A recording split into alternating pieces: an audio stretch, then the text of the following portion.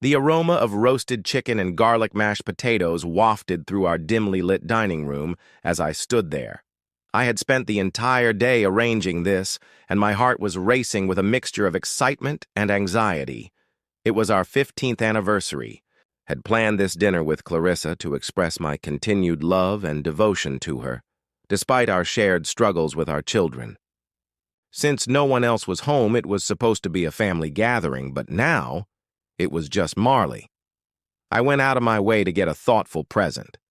Not something showy, just something small. I was nervous as I placed it on the table, the little package wrapped in plain silver paper tied with a red ribbon. My morning mantra repeated in my head, "My darling of 15 years, we've been through a lot together, and this is for you." But before I could even get the words out, she stared at the gift, then at me, and rolled her eyes so hard I could feel the weight of it. She spoke in a sharp, almost knife-like voice, cutting through the warmth in the air. "And you're still jobless. Couldn't even buy a nice gift, could you?" I froze, my lips half open, the words I'd rehearsed dying in my throat. I needed to reassure her that tonight wasn't about money. But before I could, Marley scoffed from across the table. Her teenage sneer cut deeper than her mother's words. "We don't need your cheap gifts." She made a beeline for her phone, waving her fingers dismissively, as if I were an annoying fly buzzing around her perfect existence. I glanced at them both, my wife, my kid, feeling like a stranger in my own home. The candlelight flickered, casting shadows that danced across their faces.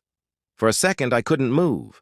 My chest clenched. I thought about screaming, flipping the table, demanding that they at least open the damn gift just to see what I'd done for them.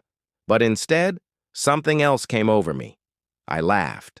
Not a big, loud laugh, just a small giggle that slipped out, before I could stop it. They looked at me like I'd lost my mind. Clarissa's eyebrows shot up. Marley finally glanced away from her screen. "You sure about that?" I asked, my voice calm, almost amused. I leaned back in my chair, folding my arms, watching them squirm just a little. They didn't know what was in that box. They didn't know what I had been hiding, what I had been constructing while they wrote me off. Clarissa shoved the box back toward me with the back of her hand like it was trash and stood up. "Get out," she said, her tone flat, definite. Marley nodded, smirking, like she'd want anything. "From you." I grabbed the box, tucked it under my arm, and walked to the door without another word. The crisp night air touched my face as I stepped outside, and I heard the lock click behind me. My car was parked in the driveway, the same battered-up car I'd been driving for years. I slid into the driver's seat, the box resting on my lap. Didn't open it. I didn't need to. I knew what was inside, proof of everything they had thrown away. I started the engine and pulled out. The streetlights blurred past me as I drove into the night. A week later, my phone started ringing. Clarissa's name flashed on the screen, then Marley's, over and over. Voicemails piled up, texts too. But I didn't answer. I just sat there, in my borrowed room at Uncle Reuben's place, sipping coffee, staring at the little box on the table in front of me. They'd figure it out soon enough. They'd recognize what they had pushed away, and when they did, I'd be ready, not with wrath. Not with tears, but with the quiet strength I had been holding on to all along. I leaned back in my chair as the phone vibrated again, and I grinned to myself. This wasn't the end. It was just the beginning. The door cracked open. Not a knock, not a hesitation, just a smooth, practiced push like he belonged there.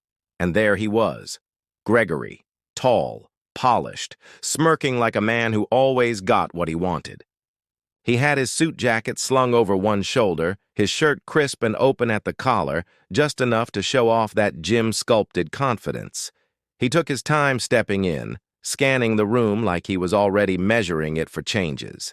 His eyes barely flicked to me before moving right past, like I wasn't even there.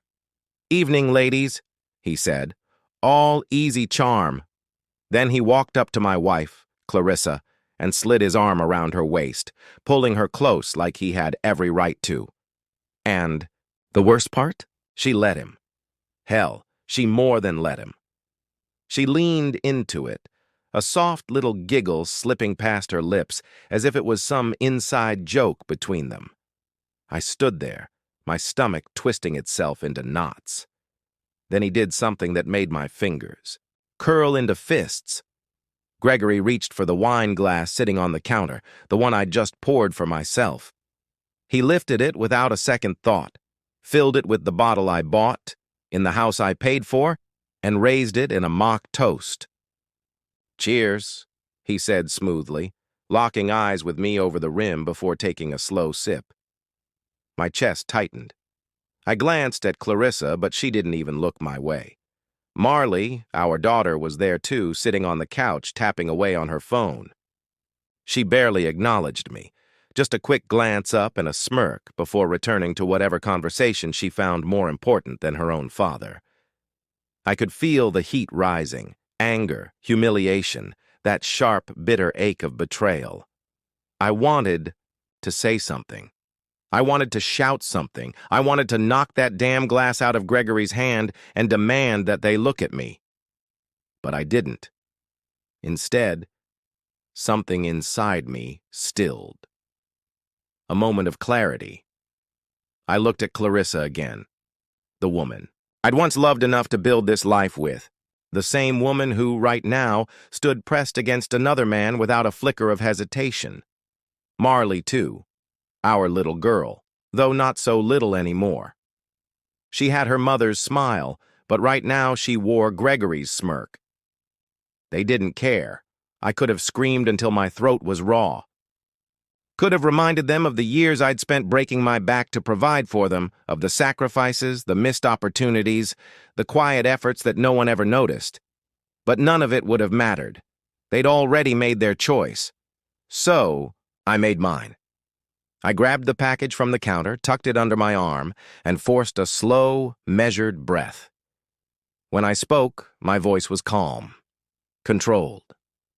"All right," I said, giving Clarissa one last look. "I'll go."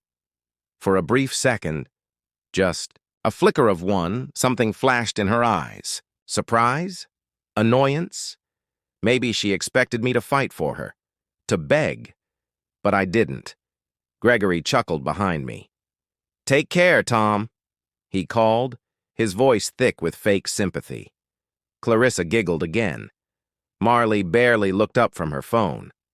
I stepped outside. The night air was cold against my skin, but it felt good. Bracing.